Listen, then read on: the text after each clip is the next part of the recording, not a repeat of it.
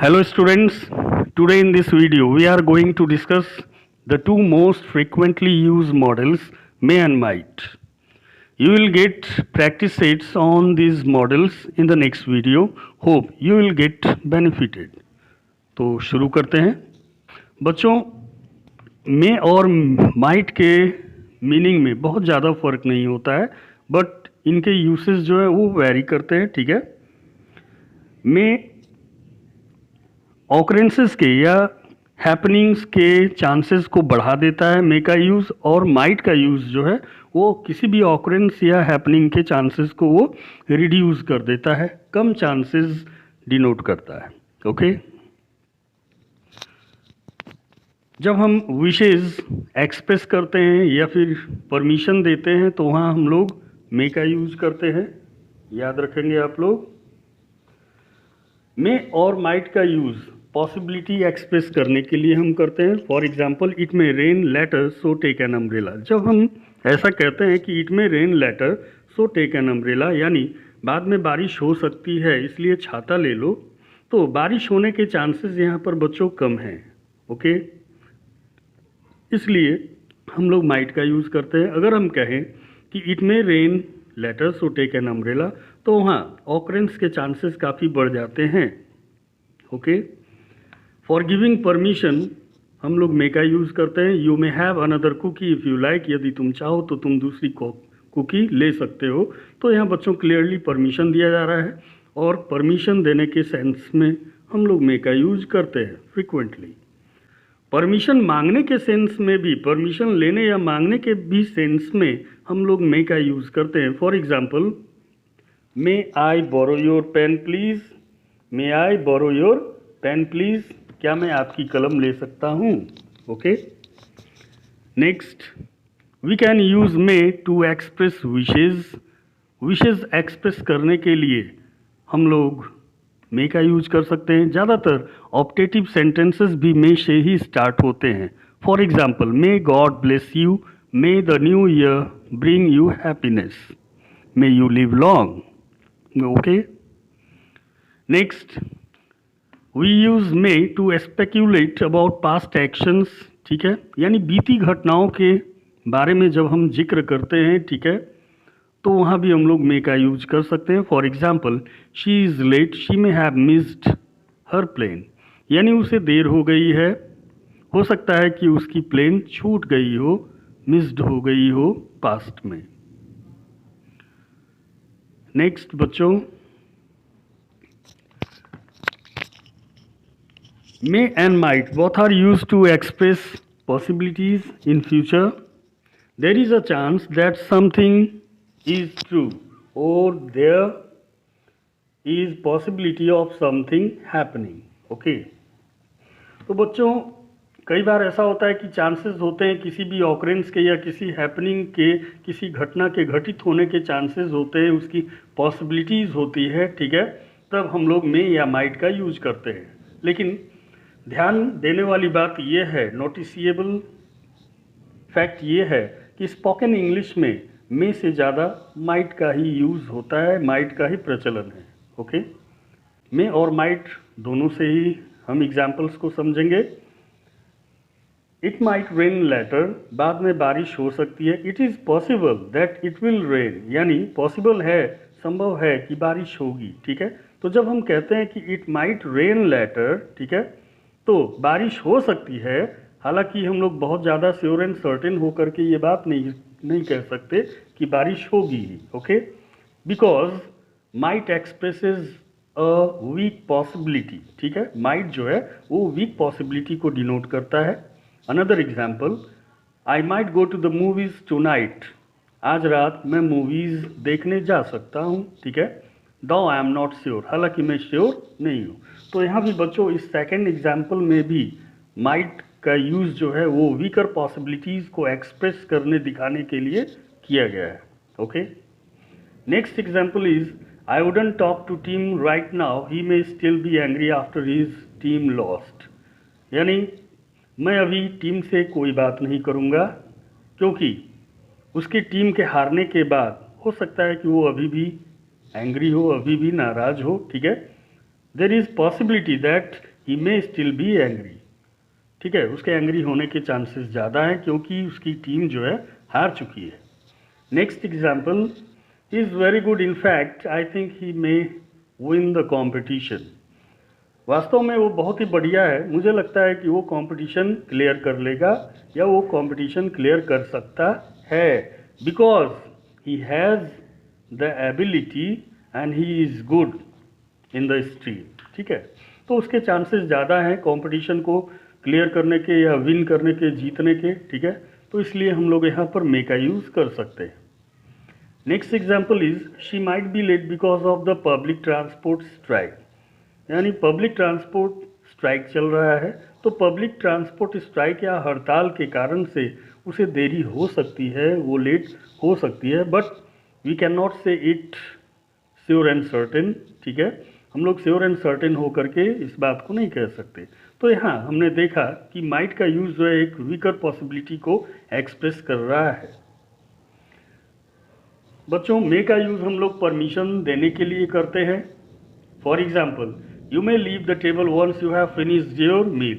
अगर तुमने खाना अपना समाप्त कर लिया हो, भोजन अपना समाप्त कर लिया हो, तो तुम अपनी टेबल छोड़ सकते हो, टेबल से उठ सकते हो। ठीक है, means you are allowed to leave the table once you have finished your meal. मतलब तुम्हें अनुमति है कि तुम टेबल छोड़कर उठ सकते हो अगर तुमने अपना खाना खत्म कर लिया है, भोजन खत्म कर लिया है। तो बच्चों, इस सेंटेंस में भी परमिशन दिया जा रहा है।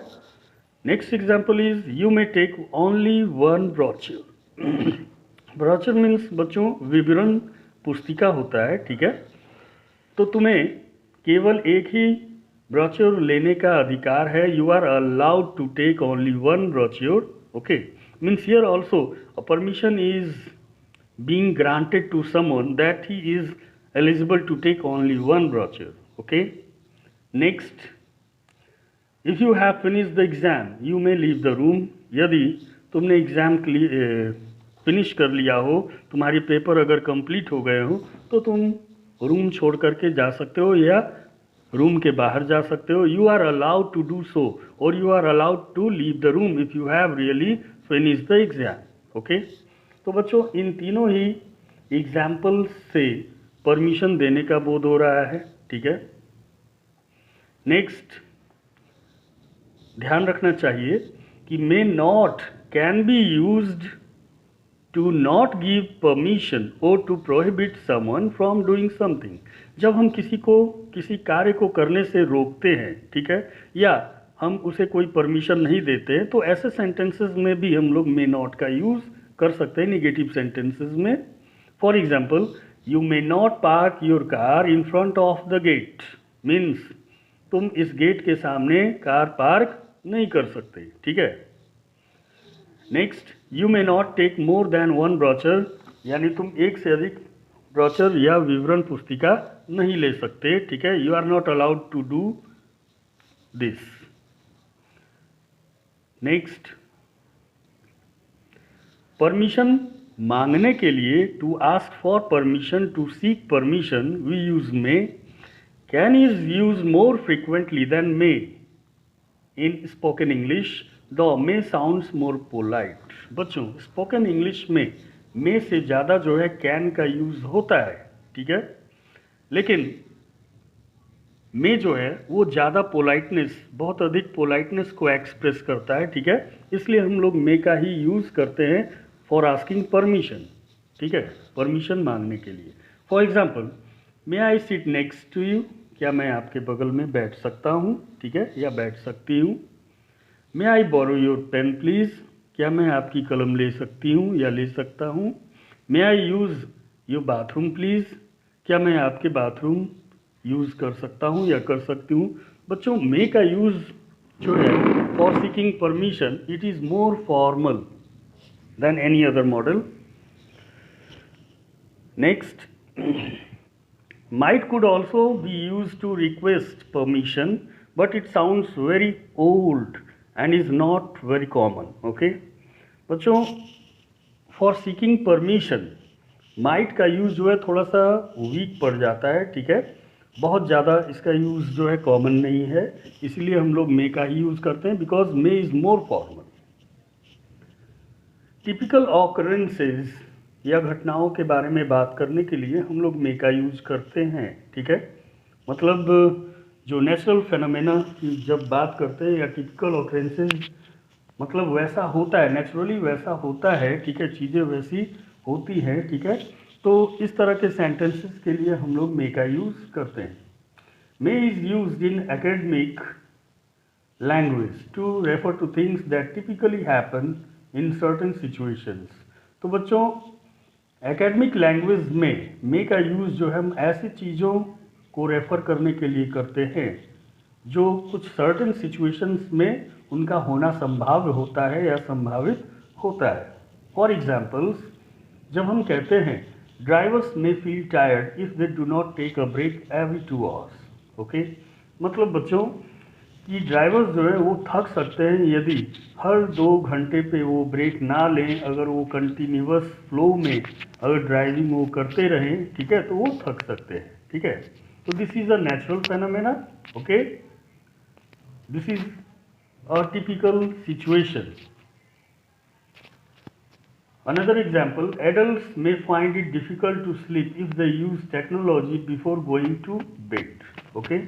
बच्चों एडल्ट्स को नींद में परेशानी आ सकती है यदि वो सोने के पहले टेक्नोलॉजी का यूज़ करते हैं, ओके, इट इज़ ट्रूथ।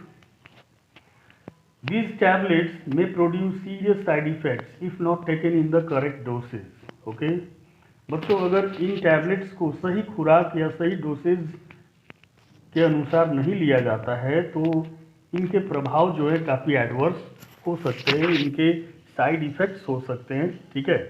तो ये सारे तो नेचुरल फेनामेना को डिनोट करने वाले सेंटेंसेस हैं जिनमें मे का यूज़ हुआ है। नेक्स्ट,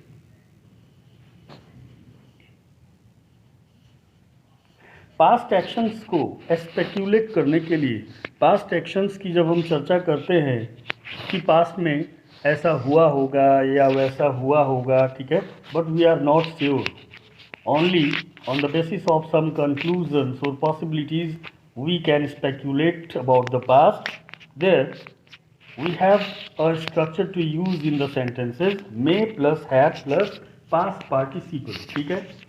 फॉर एग्जाम्पल हम कहते हैं she is late, I think she may have missed her plane, okay, means उसे देर हो गई है, मुझे लगता है कि उसकी प्लेन छूट गई होगी, ठीक है।